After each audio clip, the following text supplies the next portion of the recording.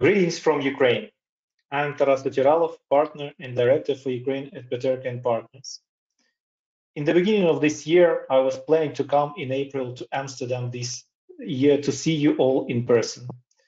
But Russia's invasion to Ukraine on 24th February ruined not only those my plans, but also plans for the entire life of the whole country.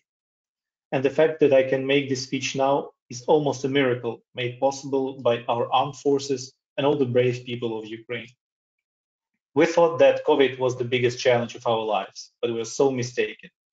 And now we faced a much worse situation, a war with millions of refugees in the center of Europe.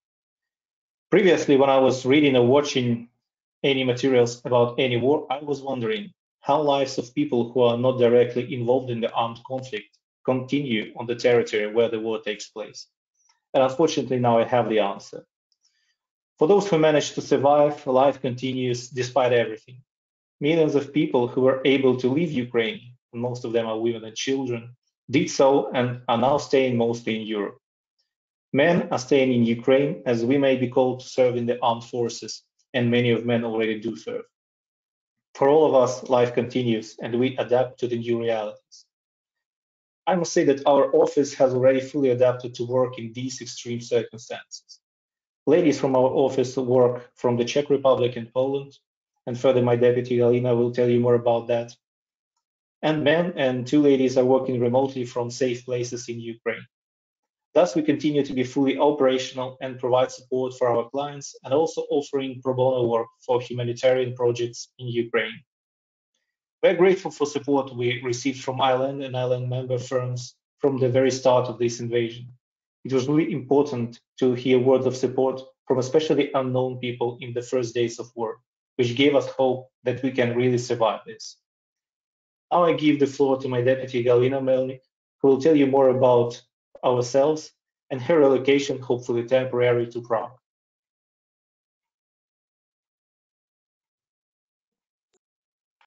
Hello everyone. As Taras mentioned, before 24th of February, we had been peacefully working in Ukraine. Then we had to move from our homes, from our offices in Ukraine. And this trip was neither easy nor safe, but luckily we, in the majority of our female colleagues, managed to move to the EU. And now we are staying in Prague, the biggest part, including myself, and also in Poland. We were welcomed by our colleagues from our Prague and Warsaw offices, and now we continue working from here. This includes work for our clients in Ukraine, as well as assistance to Ukrainian people, especially business people staying now in the EU, and in communication with our 6 offices in the EU to get services from them.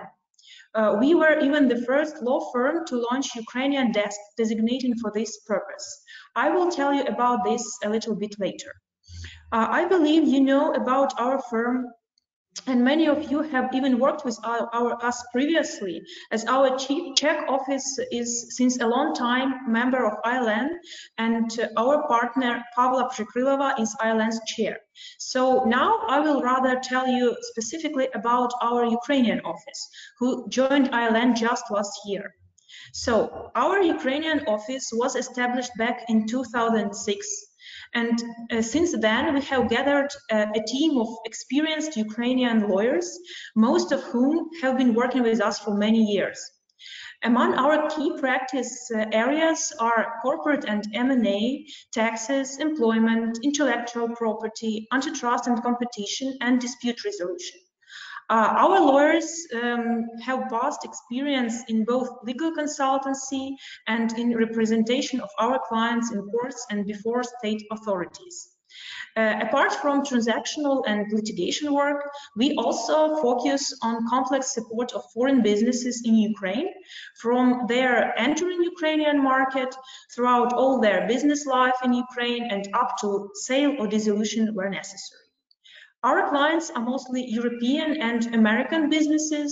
They represent very different industries like transportation, heavy industry, IT, energy sector, entertainment, chemicals, pharmaceuticals, recruitment services, financial sector, automotive, FMCG, and many others.